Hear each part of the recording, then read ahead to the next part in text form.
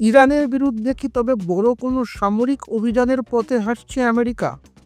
ট্রাম্পের দেওয়া 15 দিনের সময়সীমা কি যুদ্ধের পূর্বাভাস?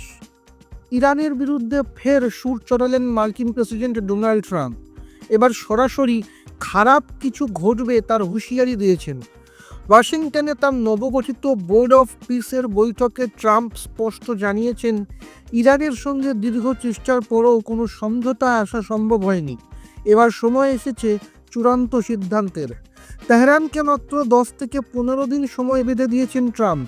তিনি সাফ বলেছেন, হয় ইরান আলোচনায় বসুক, না হলে তাদের জন্য খুব দুর্ভাগ্যজনক কিছু একটা ঘটবে। মূলত ইরানের ইউরেনিয়াম সমৃদ্ধকরণ এবং পরমাণু অস্ত্র তৈরির আশঙ্কাই আমেরিকার মাথা ব্যথার প্রধান কারণ।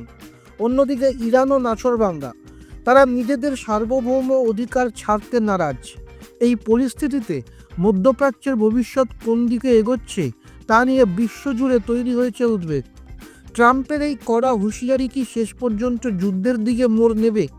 আপনাদের এ ব্যাপারে কী মত? কমেন্ট করুন।